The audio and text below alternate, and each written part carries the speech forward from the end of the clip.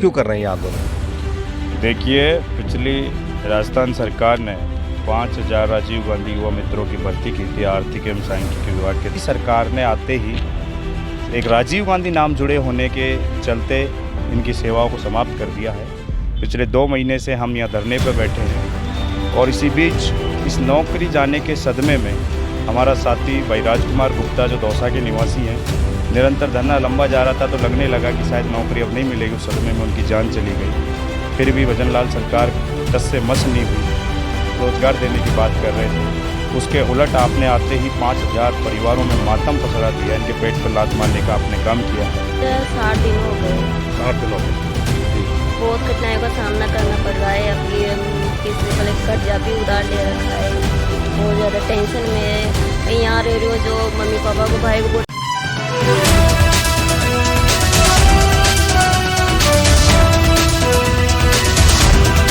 क्यों कर रहे हैं ये आंदोलन? देखिए, पिछली राजस्थान सरकार ने 5000 राजीव गांधी युवा मित्रों की भर्ती की थी आर्थिक एवं सांख्यिकी विभाग के तहत। इनका कार्य था राजस्थान सरकार और केंद्र सरकार की योजनाओं का प्रचार प्रसार करना व पात्र व्यक्ति को योजनाओं का लाभ दिलाना। उसके तहत किसी के अंडर में 5 ग्राम पंचायत थी और नगर निकायों में इनके अंडर में लगभग किसी के अंदर 10 वार्ड थे। उस तरीके से हम निरंतर कार्य कर रहे थे। राजस्थान सरकार के आंकड़े उठा के देखोगे तो लाखों लोगों को हमने योजनाओं का लाभ दिलाने का कार्य किया था। निरंतर ये चल रहा था, लेकिन नई सरकार ने आते ही एक राजीव गांधी नाम जुड़े होने के चलते इनकी सेवाओं को समाप्त कर दिया है। पिछले 2 महीने से हम यहाँ धरने पर बैठे हैं और इसी बीच इस नौकरी जाने के सदमे में हमारा साथी भाई राजकुमार गुप्ता जो दौसा के निवासी हैं, निरंतर धरना लंबा जा रहा था तो लगने लगा कि शायद नौकरी अब नहीं मिलेगी। उस सदमे में उनकी जान चली गई। फिर भी भजनलाल सरकार टस से मस नहीं हुई। हम ये समझ नहीं पा रहे कि जहाँ एक तरफ आप सत्ता में आने से पहले 2.5 लाख रोज़गार देने की बात कर रहे थे, उसके उलट आपने आते ही 5000 परिवारों में मातम पसरा दिया। इनके पेट पर लात मारने का आपने काम किया है, जो कि न्याय संगत नहीं है।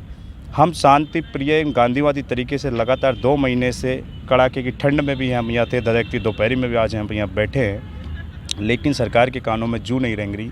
आखिर ये जिस घोषणा पत्र के तहत सत्ता में आए, उसी के तहत अब लोकसभा चुनाव में जाने की बात कर रहे हैं, तो इससे पता चलता है कि कहते क्या है करते क्या हैं।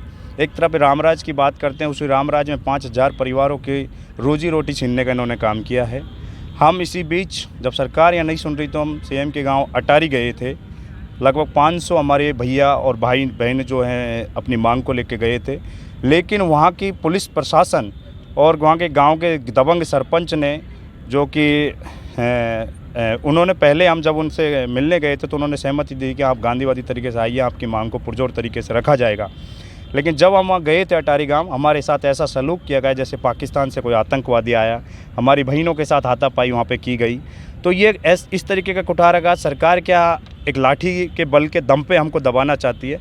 लेकिन हम कहना चाहते हैं कि किसान मजदूर के गरीब बेटे हैं, सिर्फ अपनी रोजी रोटी के लिए यहाँ पे बैठे हैं और इस लड़ाई को हम अंतिम दम तक लड़ेंगे। सरकार जल्द हमारी बहाली का आदेश निकाले, वरना हम आने वाले दिनों में हमारी संघर्ष समिति उग्र आंदोलन की ओर आगे बढ़ने की और अग्रसर है। ये आप कह रहे हैं आप आंदोलन को लेके अटारी गए। आप जयपुर में, राजस्थान में जो ना, जयपुर के अंदर किस सरकारी प्रतिनिधि से आपकी बात हुई? भारतीय जनता पार्टी के तमाम संगठन के नेता हो, चाहे सरकार के नुमाइंदे हो, सभी से हम मिले हैं बारी बारी से, लेकिन कोरा आश्वासन के अलावा कुछ नहीं मिला। सम्मानीय डॉक्टर किरोड़ी लाल जी जो पिछले 5 साल में विपक्ष की भूमिका उन्होंने पुरजोर तरीके से उठाई, युवाओं के तौर पे विशेष तौर पर उनका आशीर्वाद बना रहता था। उसी उम्मीद से हमारी बहन युवा मित्र भी राजस्थान के विभिन्न जिलों से जाकर उनके आवास पे धरने पे बैठी थी। वहाँ भी राजस्थान सरकार के इशारे पे पुलिस ने उनको जबरन उठा दिया। जिस उम्मीद से बैठे थे कि यहाँ पे न्याय मिलेगा, वहाँ पे हमें लाठी मिली। तो सम्मान्य किरोड़ी लाल जी से पुनः हम निवेदन करना चाहते हैं कि 5000 परिवारों के पेट का सवाल है, हज़ारों परिवार, हज़ारों उम्मीदें इनसे जुड़ी हुई हैं। आप किरोड़ी लाल जी, आपसे निवेदन है कि आप ये किसान मजदूर के बेटों की आवाज़ बने और सरकार और हमारे बीच एक सूतक का काम करे और इनको रोज़गार दिलाने का काम करे। आज भी हमें उम्मीद है कि सम्मान्य किरोड़ी लाल जी जैसा हमको आश्वस्त करे हुए हैं कि 2 बार वो सीएम के समक्ष हमारी बात को रख चुके हैं, लेकिन आखिर ये आश्वासनों का जो है खात्मा कब होगा? और जब तक हम बहाली नहीं हो जाती तो हम आश्वासनों के दम पे कैसे बैठे रहें, कैसे यकीन करें? मुख्यमंत्री से मिले आप, समय मांगा या मिले? हमने कई बार प्रयास किए हैं। प्रशासन ने भी हमसे कहा कि आखिर तुम चाहते क्या हो, तो हम यही चाहते हैं कि नहीं, मुख्यमंत्री से डायरेक्त नहीं, मुलाकात अभी के लिए कोई तक समय मांगा आपने? समय मांगा आपने? हमने बिल्कुल समय मांगा है, लेकिन कोई तरीके का समय हमें उपलब्ध नहीं करवाया है। हम चाहते हैं कि सीएम साहब हमारी इस व्यथा को सुने, समझें, और जो उनके गलतफहमी आई हुई है कि एक राजनीतिक विशेष के लोग हैं दल के, तो ऐसा कुछ नहीं है। जिस शासन में भर्ती होते हैं क्या वो एक पार्टी विशेष के थोड़ी होते हैं? जैसे आपके शासन में भर्ती होंगे तो हम कह देंगे उनको बीजेपी के, ऐसा नहीं है। ये तो बेरोजगार युवा हैं, कंपटीशन की तैयारी कर रहे थे, अखबार में नोटिफिकेशन आया तो भर्ती निकली तो फॉर्म भर दिया। तो ऐसा नहीं है, इनको राजीव गांधी नाम जुड़े होने से आप कांग्रेस का नहीं कह सकते। हमारे साथ इस आंदोलन में हनुमान बेनीवाल, आम आदमी पार्टी हो, चाहे भारत आदिवासी पार्टी हो, तमाम राजनीतिक दल और सामाजिक संगठन जितने हैं सभी इसको सपोर्ट कर रहे हैं कि 5000 के परिवारों के पेट का सवाल है। इसलिए ये न्याय संगत लड़ाई है, इसको कोई राजनीति के नज़रिए से नहीं देखें। आगे क्या भूमिका रहने वाली, इस आंदोलन को कहाँ लेके जाने का विचार है और कोई क्या रणनीति आगे की?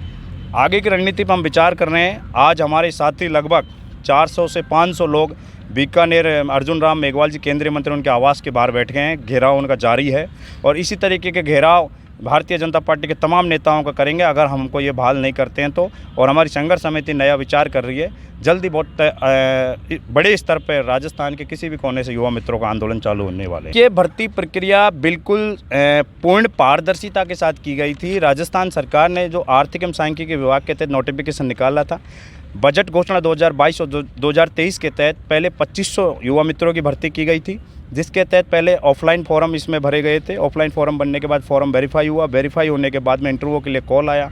अखबारों में जो है मेन राजस्थान पत्रिका, दैनिक भास्कर अखबारों में भी इंटरव्यू के बारे में डिटेल दी गई थी। डिस्ट्रिक्ट वाइज इंटरव्यू हुए, आरएस लेवल के, प्रोफेसर लेवल के जो अधिकारियों ने हमारे इंटरव्यू लिए थे। इंटरव्यू होने के बाद 7 दिन का ट्रेनिंग हुआ था। नवीन जैसे आईएएस अधिकारी लोग हैं जो अलग अलग डिपार्टमेंट, उन्होंने हमारी ट्रेनिंग करवाई थी। ट्रेनिंग करवाने के बाद एक ऑब्जेक्टिव 50 नंबर का क्वेश्चनों का जो है पेपर हुआ था। पेपर पास करने के बाद मेरिट लिस्ट बनी थी, उसके अकॉर्डिंग इनको ज्वाइनिंग मिली थी। उसके बाद आर्थिक सांख्यिकी विभाग एडी ऑफिस में हमारा ज्वाइनिंग हुआ, उसमें पुलिस वेरिफिकेशन और डॉक्यूमेंट वेरिफिकेशन हुआ। पूरी तरीके से पूर्ण पारदर्शिता के साथ राजस्थान सरकार की भर्तियों को पूर्ण किया जाता है, उसी के तहत हमारी भर्ती को पूर्ण किया गया है। अभी आप जो बात कर रहे हैं कि जो प्रधानमंत्री जी कह रहे हैं कि भाई युवाओं की बात करते हैं, ठीक है ना, और लोकसभा चुनाव निकट हैं और सरकार, आप कह रहे हैं कि सरकार ने आने के तुरंत बाद जो है ना कहीं 5,000 लोगों को बेरोजगार कर दिया, तो कोई संदेश सरकार के लिए युवा कुछ सोच के बैठा हो?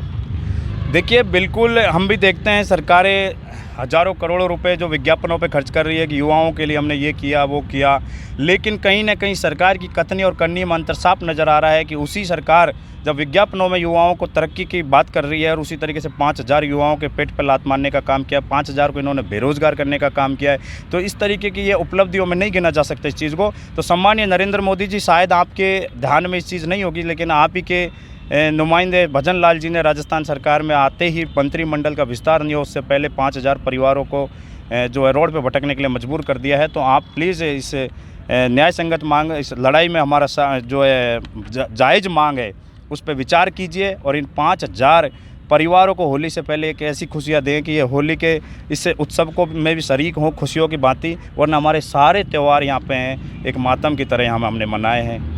ये मैं कोटा जिला से। कोटा से।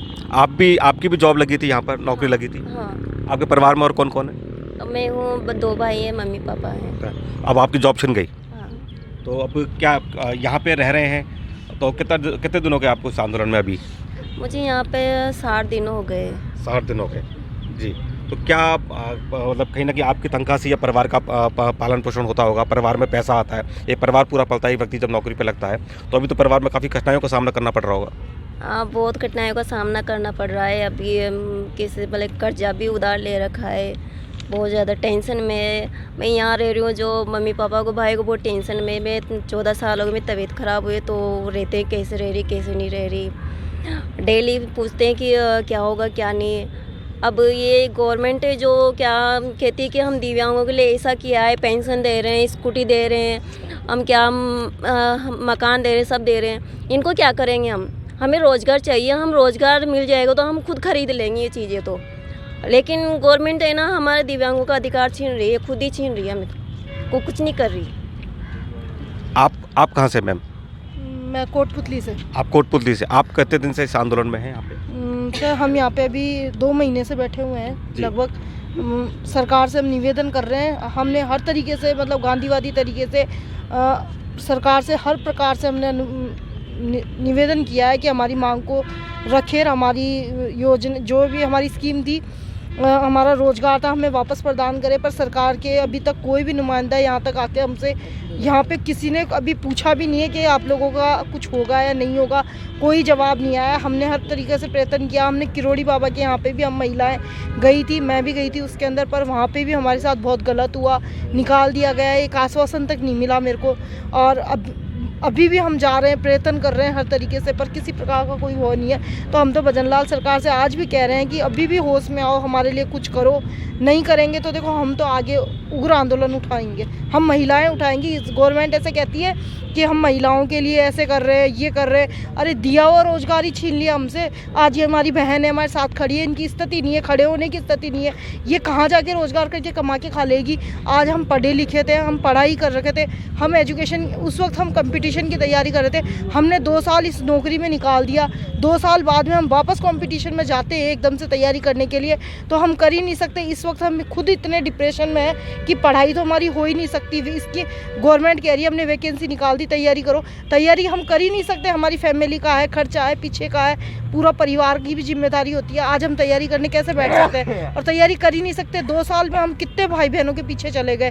पहले इतना कंपटीशन बढ़ा हुआ है और आगे इतना कंपटीशन है कि हम उसमें कैसे नौकरी पा पाएंगे। तो हम तो सरकार से यही कह रहे हैं कि आज भी हमारी सुनो, हमारा रोजगार जो है हम वापस प्रदान करो। जी मैं दौसा से हूँ जी जितेंद्र कुमार गुर्जर नाम है मेरा, महासचिव हूँ युवा मित्र संघर्ष समिति। जी बताएं। आज हमारे धरने को लगातार 57 दिन हो गए हैं और गांधीवादी तरीके से हम ये धरना चला रहे हैं। और हमें अभी भी उम्मीद है कि आजकल में ही वो आदेश आएगा जिसके लिए हम 57 दिन से बैठे हुए हैं। हमने अनेक प्रकार के जो प्रदर्शन हैं जो सरकार को जगाने के लिए किए हैं, उसमें हमने जब राम जी का राज्याभिषेक एक तरह से किया गया, प्राण प्रतिष्ठा समारोह अयोध्या में हुआ था, वो भी हमने यहाँ पे 1100 दीपक जलाकर उस खुशी में शरीक हुए। यहीं पे हमारी मकर संक्रांति भी इधर ही मनाई हमने।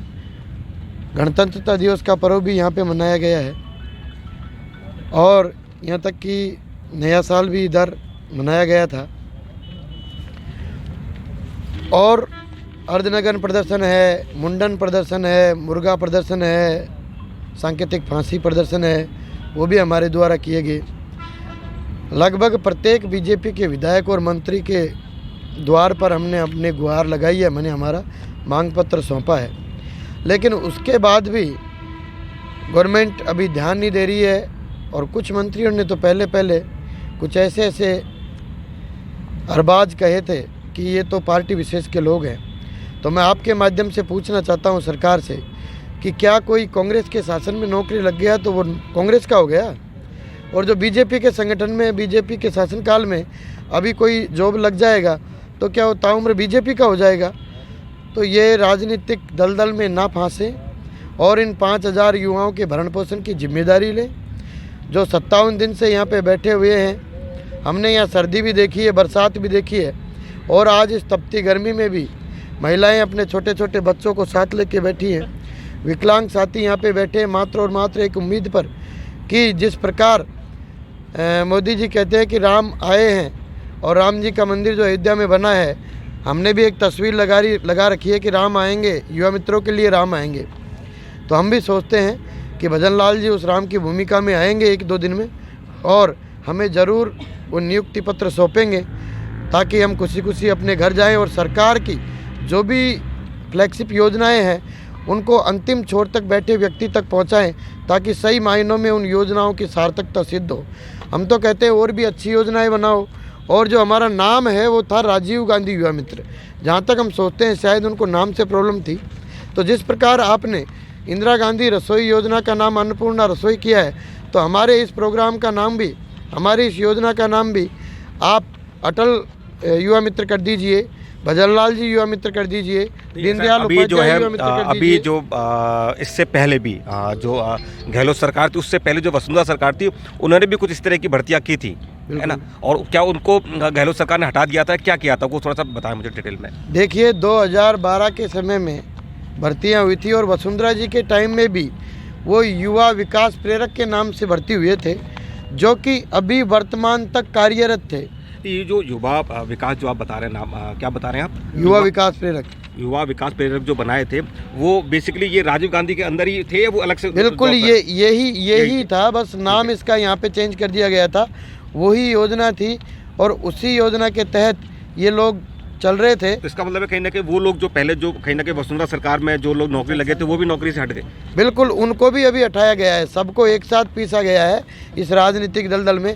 यहाँ तक कि जब बीजेपी गवर्नमेंट में पंचायत सहायक लगे थे तो कांग्रेस ने उनको परमानेंट करने का काम किया है। तो हम तो कहते हैं कि ये राजनीतिक दल में ना देखकर, और इन 5000 युवाओं की संख्या मत आकिए, इन 5000 युवाओं के पीछे 5000 परिवार हैं और इन 5000 परिवारों के पीछे बहुत उम्मीदें जुड़ी हुई हैं। मैं तो साफ शब्दों में कह देना चाहता हूं कि आप हमें बहाल करते हैं, आपके साथ कंधे से कंधे मिलाकर चलेगा ये बेरोजगार युवा, आपका ताउम्र आभारी रहेगा और आपकी अच्छी योजनाओं को ज़रूर, सरकारें आती जाती रहती है, बदलती रहती है, लेकिन ये युवा आखिरी छोर तक बैठे व्यक्ति को आपकी योजनाओं को पहुंचाएगा। जिस भी सरकार की योजनाएं हो, जो भी हमें कार्यकलाप दिया जाएगा उसको पूरी ईमानदारी से पूर्ण किया जाएगा। अगर आप हमें बहाल नहीं करते हो और एक राजनीतिक टैग लगा के छोड़ देते हो तो ये 5000 युवा, एक युवा 500 की शक्ति लेकर, और क्योंकि अब 2 महीने से यहाँ शहीद स्थल पर तप कर पूरी तरह ये तैयार हो चुका है और आपकी सरकारों के द्वारा प्रशिक्षित, पहले जब हमारी भर्ती हुई थी तो प्रशिक्षित किया गया था और फील्ड में जाके पूरी तरह प्रशिक्षित हो चुके हैं। ये युवा फील्ड में जाकर उन लाभार्थियों को साथ लेंगे जिनको हमने प्रत्यक्ष रूप से लाभ दिलवाया है, और आपके जो प्रत्याशी हैं उनको घरों में घुसने से रोकेंगे, गाँवों में घुसने से रोकेंगे और लोकसभा चुनाव में ऐसी हालत कर देंगे उनकी, चाहे आप अपनी पुलिस को आगे कर लेना, चाहे आप अपने लठ को आगे कर लेना, लेकिन ये युवा मित्र रुकेंगे नहीं, झुकेंगे नहीं। ये किसान के पुत्र हैं, ये डटेंगे नहीं और आपके प्रत्याशियों की हालत पतली कर देंगे। आप कह रहे हो 25 सीट, 5 सीटें ढूंढते रह जाओगे बीजेपी सरकार। इसलिए हम कह देना चाहते हैं कि हमारे कोई राजनीतिक ठप्पा ना लगाएं और इन 5000 युवा मित्रों को तुरंत प्रभाव से बहाल कर दें। जी, लगा रहा है। आप भी इसके अंदर जॉब करते थे? हाँ, जो 3 महीने हुए नए में लगे थे। कहाँ रहते हैं आप? हम नागौर डिस्ट्रिक्ट मकराना तहसील में बोलो। वहाँ से यहाँ पे जो ना आप आए हुए हैं अभी आंदोलन के लिए? हाँ, 2 महीना हो गए यहाँ पर शहीद स्मारक पर। शहीद स्मारक? हाँ जी। तो परिवार में आपके अलावा और कौन कमाने वाले? पापा, भाई कमाने वाला एक है और 5 मेंबर हैं। 5 मेंबर है। हाँ जी। आपकी शादी हो गई? नहीं तो। जी। 78,000 भर्तियां निकालने के बाद 5,000 लोगों को कहीं ना कहीं बेरोजगार कर देना सरकार की मंशा सिर्फ इसलिए क्योंकि उसके आगे राजीव गांधी नाम जुड़ा हुआ है। नाम बदल सकते थे, अटल बिहारी कर सकते थे, दीनदयाल कर सकते थे, कुछ और भी कर सकते थे, लेकिन 5,000 लोगों को बेरोजगार करना कहीं ना कहीं एक मुझे लगता है एक गलत कदम है।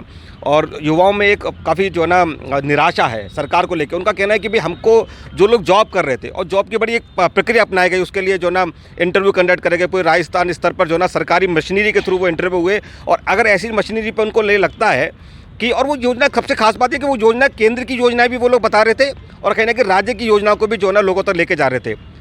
परिस्थिति विषम है, लोग समस्या में है, सरकार को सुनना चाहिए। और कहीं ना कहीं युवा मित्र आंदोलन जो समिति है उसकी तरफ से कहीं ना कहीं चेतावनी भी दी गई है कि क्योंकि लोकसभा चुनाव नज़दीक है, सरकार को ये नाराज़गी युवाओं की भारी पड़ सकती है। मैं जितेंद्र गोयल, नेशन इंडिया से, धन्यवाद।